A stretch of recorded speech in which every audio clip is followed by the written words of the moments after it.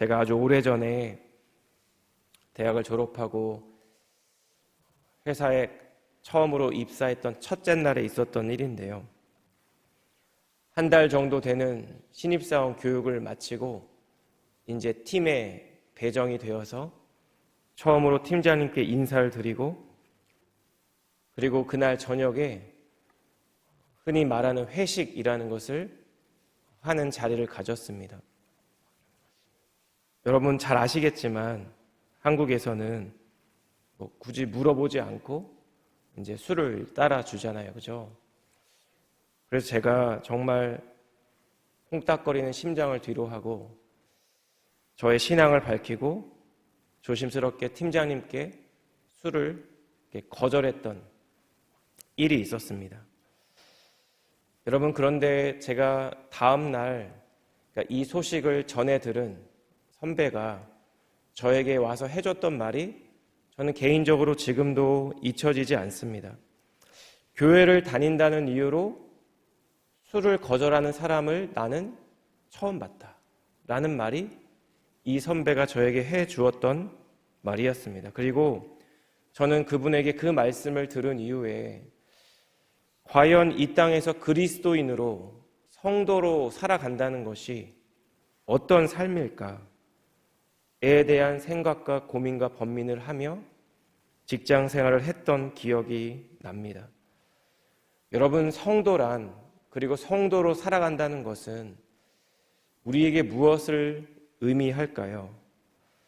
바울은 로마서 9장에서 11장까지의 말씀을 통해 율법을 받았음에도 불구하고 율법에 의해 도달하지 못하고 실패한 이스라엘과 율법 대신에 주님께서 주신 그 마음의 양심을 따르지 못하고 실패한 이방인들을 하나님께서 어떻게 구원하셨는지, 하나님의 구원 계획의 신비와 섭리를 논증했습니다. 그리고 12장부터는 이렇게 하나님의 구원을 받게 된, 그래서 하나님 앞에서 예수 그리스도의 보혈을 통해 의롭다 칭함을 받아 거룩한 백성, 성도로 부름받은 저희 모두가 어떠한 삶을 살아야 하는지 실제적인 차원에서의 교훈과 가르침을 우리에게 전달해 주고 있습니다.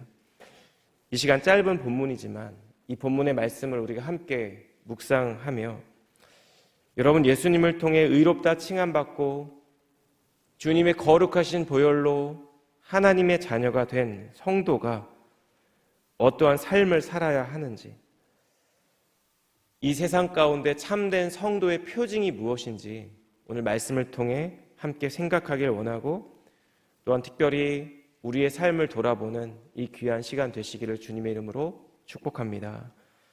여러분, 첫 번째로 바울은 참된 성도의 표징으로 사랑을 언급하는데요. 제가 본문 9절과 10절을 읽겠습니다. 사랑에는 거짓이 없나니 악을 미워하고 선에 속하라. 형제를 사랑하여 서로 우애하고 존경하기를 서로 먼저 하며라고 권면합니다.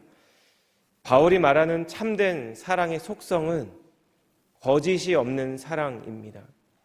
바꾸어 말하면 가식이 없고 진실한 것이 우리 안에 있어야 하는 주님의 사랑이라는 것입니다.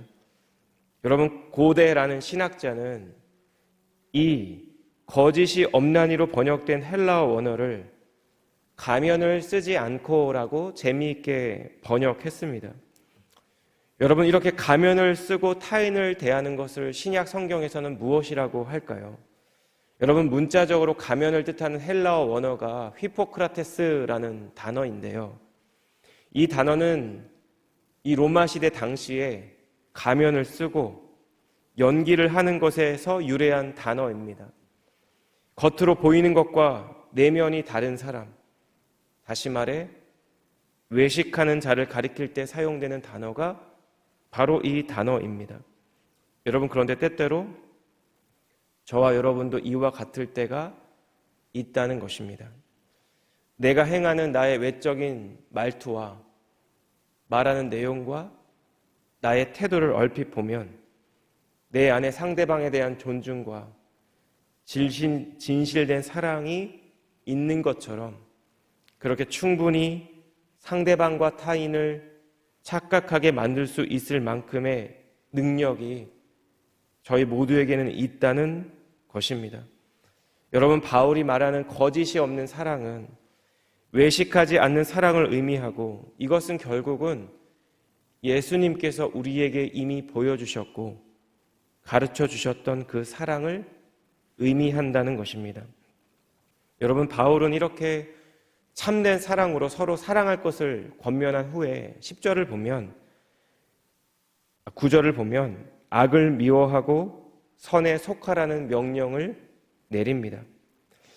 여러분, 바울이 말한 참된 사랑, 거짓이 없는 사랑의 출발이 우리를 향한 그리스도의 사랑이라고 우리가 생각할 때, 여러분, 이것은 무엇을 의미하냐면, 만약 우리 안에 그리스도를 향한 참되고 진실된 사랑이 있다면 자연스럽게 우리 안에 악을 미워하고 선을 추구하며 선에 속하고자 하는 그런 거룩한 열정과 열심이 생기게 된다는 것입니다.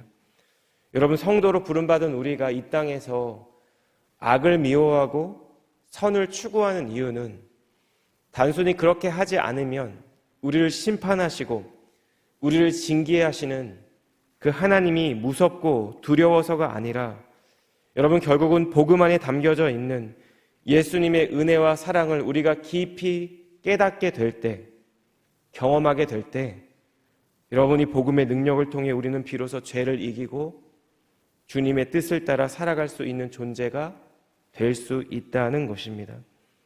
여러분, 우리 안에 그리스도의 사랑으로 충만할 때 누가 시키지 않아도 우리는 누군가를 사랑하고 존중하며 악을 미워하고 선을 따라 살아가게 된다는 것입니다. 여러분, 이 세상에 아무리 커다란 잔이 있을지라도 그 잔의 용량 이상의 무언가가 부어지면 흘러 넘치는 것처럼, 여러분, 이 세상 그 무엇으로도 끊을 수 없는 예수 그리스도 안에 담겨져 있는 하나님의 그 풍성하신 사랑이 여러분, 저와 성도님들의 마음 가운데 차고 넘쳐나게 되시기를 주님의 이름으로 축복합니다. 여러분, 예수님의 그 사랑만이 참된 사랑이고 거짓 없는 사랑임을 기억하며 주님의 그 사랑으로 내 이웃을 내 몸과 같이 사랑하며 악을 미워하고 선을 행하는 우리 사랑하는 성도님들의 복된 하루가 되시기를 주님의 이름으로 축복합니다. 여러분, 두 번째로, 이렇게 그리스도 안에 있는 참된 사랑을 경험한 자는 그렇다면 어떠한 삶을 살아야 할지가 이제 본문 10절 이하에 언급되고 있습니다. 10절 말씀을 읽겠습니다. 형제를 사랑하여 서로 우애하고 존경하기를 서로 먼저 하며라고 권면합니다. 여러분, 인간관계를 형성하는 데 있어서 굉장히 중요한 것이 있는데요, 상대방이 나와 비슷한 감정을 느끼고 비슷하게 사고하고 행동한다는 것을 깨닫게 되면 여러분, 상대방에 대한 호감이 올라갈까요? 내려갈까요? 여러분, 정서와 관심사의 동질성은 인간관계를 유지하는 데 꽤나 커다란 역할을 합니다. 예를 들어, 여러분, 우리는 같은 상실과 같은 고통을 경험한 사람들끼리 서로의 고통과 아픔을 더 잘 이해할 수 있게 되죠. 같은 기쁨을 맛본 사람들끼리는 여러분, 더 진정성 있는 축하를 나눌 수가 있다는 것입니다.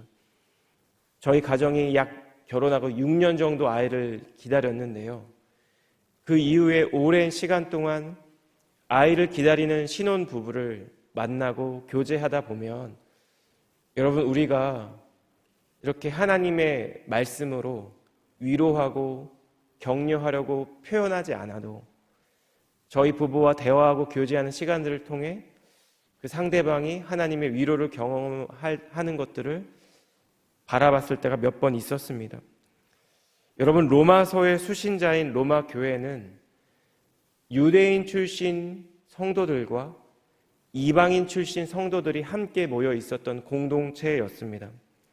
여러분, 문화도 다르고 배경도 다른 사람들이 모여 있는 곳이었다는 것을 의미하죠. 그런데 여러분, 바울은 이러한 사실을 알고 있으면서도 세상적인 관점으로는 하나 되기 어려운, 동질감을 갖기 어려운, 서로 호감을 갖기 어려운 유대인과 이방인 출신의 성도들에게 오늘 본문 10절처럼 형제를 사랑하여 서로 우애하고 존경하기를 먼저 하라고 권면합니다. 여러분, 우리가 나고 자란 배경이 다를지라도, 다른 문화와 환경을 경험했을지라도, 여러분, 우리가 바울의 권면처럼 서로 하나 되고 사랑하며 존중할 수 있는 궁극적인 이유는 여러분, 우리 모두가 그리스도 예수 안에서 한 형제로 자매로 부름받은 사람들이고 머리 대신 예수 그리스도의 몸으로 한 지체를 이루고 있는 성도이기 때문일 것입니다. 우리가 예수님을 주와 구원자로 고백한 이후에 우리 안에는 하나님께서 우리에게 허락해 주신 한 성령께서 거하시고 계시기 때문이라는 것입니다. 여러분, 초대 예루살렘 교회 안에도 분명히 유대인 출신 성도들과 그리고 헬라파 출신의 성도들이 있었죠. 히브리파 교인들, 헬라파 교인들이 있었습니다. 그런데 로마 사도행전 2장 44절 이하의 말씀을 보시면 이들이 서로의 필요에 민감하고 얼마나 사랑하고 존중했는지를 이렇게 표현하고 있습니다. 제가 44절부터 읽겠습니다. 믿는 사람이 다 함께 있어 모든 물건을 서로 통용하고 또 재산과 소유를 팔아 각 사람의 필요를 따라 나눠주며 날마다 마음을 같이하여 성전에 모이기를 힘쓰고 집에서 떡을 떼며 기쁨과 순전한 마음으로 음식을 먹고 하나님을 찬미하며 또 온 백성에게 칭송을 받으니 주께서 구원받는 사람들을 날마다 더하게 하시니라. 여러분, 초대교회에 이러한 아름다운 모습의 시작이 어디일까요? 제가 읽어드린 사도행전 2장 44절의 말씀은 이렇게 시작합니다. 믿는 사람이 다 함께 있어. 여러분, 무엇을 믿는 사람일까요? 예수님을 나의 구원자와 나의 주님으로 믿는 사람들입니다. 그 시대 사람들도 서로 달랐고 전혀 다른 문화권 가운데 살았지만 예수님께서 나의 구원자 되시고 나의 주님 되심을 믿는 사람들이 이 믿음 안에서 행한 것이 여러분, 제가 읽어드렸던 44절에서 47절까지의 말씀이라는 것입니다. 우리 안에 있는 주님의 사랑은 또 다른 모습으로 나타나는데요. 11절과 12절을 보면 이렇습니다. 부지런하여 게으르지 말고 열심을 품고 주를 섬기라. 소망 중에 즐거워하며 환난 중에 참으며 기도에 항상 힘쓰며. 여러분, 11절에 열심을 품고로 번역된 원어는 문자적으로 영적으로 불붙는 상태를 의미합니다. 여러분, 우리가 성실하게 주님을 섬기고 내 이웃을 섬기며 주를 섬길 수 있는 궁극적인 이유는 여러분, 저와 여러분 안에 있는 어떤 열심과 노력과 열정이 아니라 우리 안에 내주하시는 성령께서 주시는 성령의 열심과 열정이라는 것입니다. 여러분, 우리가 어떤 상황 속에서도 오늘 본문 말씀처럼 소망 중에 즐거워하고 환난과 고통 가운데 인내하며 기도할 수 있는 것은 결국 저와 여러분 안에 거하시며 주님의 뜻을 따라 살아갈 수 있도록 우리에게 힘을 주시고 능력을 주시며 친히 도우시고 인도하시는 성령님이 없이는 감당할 수 없는 일이라는 것입니다. 오늘 본문 마지막 13절과 14절을 읽었습니다. 성도들의 쓸 것을 공급하며 손 대접하기를 힘쓰라. 너희를 박해하는 자를 축복하라. 축복하고 저주하지 말라. 여러분, 제가 지금까지 읽어드린 이 바울의 권면은 사실 세상 사람들이 쉽게 이해하고 받아들이기가 어려운 권면입니다. 여러분, 세상 사람들은 부지런하여 게으르지 말고 열심을 품고 너의 꿈을 이루라고 말합니다. 환난 중에 참지 말고 저항할 것을 말합니다. 다른 사람의 필요 이전에 너의 필요, 너의 가정의 필요를 먼저 채우라고 말합니다.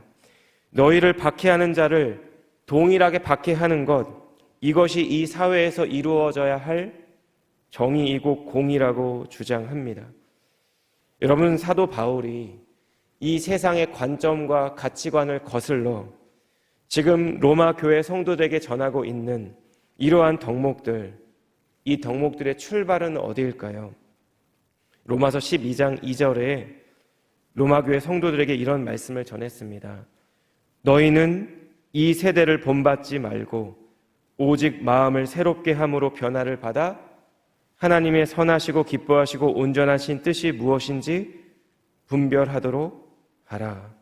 여러분, 예수님을 나의 구원자와 주님으로 고백한 성도는 이제 내 옛 자아의 생각이 아니라 그리스도 안에서 새롭게 주신 그 마음을 따라 이 세대와 세상의 가치관을 버리고 하나님 나라의 가치관으로 살아가는 하나님의 백성이 되었다라는 것입니다. 우리를 향한 하나님의 선하시고 온전하신 뜻을 따라 여러분, 오늘 본문 말씀처럼 거짓 없이 상대방을 대하고 진실된 사랑으로 사랑하고 격려하는 것입니다. 서로 존중하고 배려하며 섬기는 것입니다. 나의 열심과 열정이 아니라 주님의 열심과 열정으로 사랑하는 몸된 교회를 섬기는 것입니다. 소망 중에 즐거워하며 환난 중에 인내하며 기도하며 주님을 바라보는 것입니다. 내 옆에 지체를 바라볼 때 그 지체의 필요를 채우며 박해하고 핍박하는 자들을 향해 축복하고 여러분, 그들을 사랑하는 것이죠. 여러분, 딱 보기에도 어때 보이나요? 본문의 말씀이 불가능해 보입니다. 나의 성정으로는, 나의 능력으로는, 나의 노력으로는 불가능해 보이는 이 일들을 여러분, 우리는 어떻게 감당할 수 있을까요? 제가 이 부분을 묵상하는데 엊그제 나눴던 말씀 중에 로마서 11장 29절의 말씀이 떠올랐습니다. 하나님의 은사와 부르심에는 후회하심이 없느니라. 여러분, 우리의 사랑은 여전히 부족하고 연약한데 환난과 어려움 가운데 인내하지 못하고 포기하기가 너무 쉬운데 내 옆에 지체보다 나의 필요가 더 우선될 때가 너무나 많이 있는데 그런데 여러분, 그럼에도 불구하고 바울은 우리를 향한 하나님의 은사와 하나님의 부르심에는 후회하심이 없다라고 선언하고 있다는 것입니다. 여러분, 그 이유가 무엇일까요? 저와 여러분은 불완전하지만 우리를 부르신 주님은 완전하시고 저와 여러분은 인내할 수 없는 존재이지만 주님은 끝까지 인내하시며 우리를 기다려주신 분이며 저와 여러분은 신실하지 않지만 우리 주님은 신실하신 우리의 하나님 되시기 때문이라는 것입니다. 여러분, 우리 모두에게 은사를 주시고 은혜를 주시며 우리를 불러주신 하나님께서 우리 안에 있는 모든 죄악과 연약함과 부족함과 그 모든 성치 않은 모든 것들을 온전히 덮을 만큼 우리가 주님의 사랑으로 다른 사람을 사랑할 수 있도록 우리의 마음과 심령 가운데 차고 넘치는 사랑을 부어주시는 분이 저와 여러분을 하나님의 자녀로 삼아주시고 은사를 주시며 성도로 부르신 우리의 하나님 되신다라는 것입니다. 여러분, 제가 얼마 전에 한 블로그에서 제가 이름을 말씀드리면 아실 만한 분인데요.